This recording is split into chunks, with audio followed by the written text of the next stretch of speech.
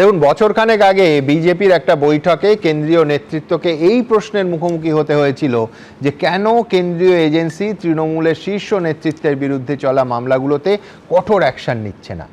তখন বিজেপির এক শীর্ষ নেতা রাজ্য নেতাদের এই প্রশ্নের উত্তরে বলেছিলেন, এজেন্সিগুলোর বুঝে শুনে পদক্ষেপ করা উচিত, কারণ তারা চান না যে মমতা বন্দ্যোপাধ্যায় ভোটের সময় ভিকটিম কার্ড খেলার সুযোগ পেয়ে যান।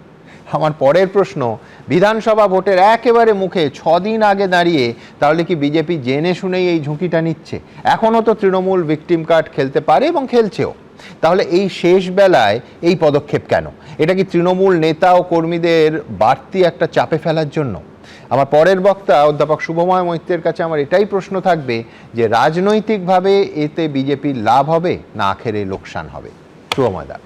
সত্যিই তো, যখন বিবাহিত না জীবিত যে আলোচনাটা এলো, যেটা জয়ন্তদা বললেন, এখন মোটামুটি বাঙালি পুরুষ মানুষ যারা বাড়িতে ভয়টায় পান তারা সকলেই বলবেন আমি বিবাহিত এবং জীবিত।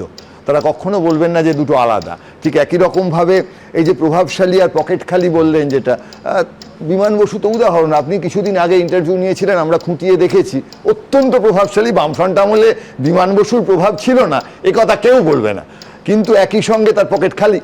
ফলে আজকের দিনের রাজনীতির সঙ্গে 34 বছরের রাজনীতির একটা তুলনা কিন্তু বারবার করে আসবে, এবং সেই জায়গায় প্রশ্ন উঠবে, যেটা বারবার তথ্য দিয়ে যে প্রশ্ন আসছে, যে প্রশ্ন পারসেপশন দিয়ে আসছে, যে সত্যি কি সিপিএম কংগ্রেসের সময় ব্যাপারটা এতটা খারাপ ছিল আজকে তৃণমূল বিজেপির সময় যেটা হয়েছে?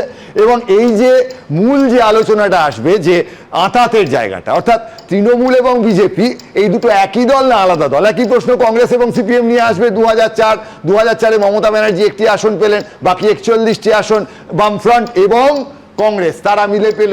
তারপর একসঙ্গে সেই সরকার চললো, আবার ঝগড়াও হয়ে গেল। 2008-এর ওই সময় আলাদা হয়ে গেলেন। মোটামুটি কংগ্রেসের নেতৃত্বেই কিন্তু সেই সময় পশ্চিমবঙ্গে বামফ্রন্ট সরকার হারলো 2008-এর পঞ্চায়েত নির্বাচন থেকে। ফলে তৃণমূল এবং বিজেপির মধ্যে যে সম্পর্ক, তার মধ্যে এই সম্পর্কটাই আছে।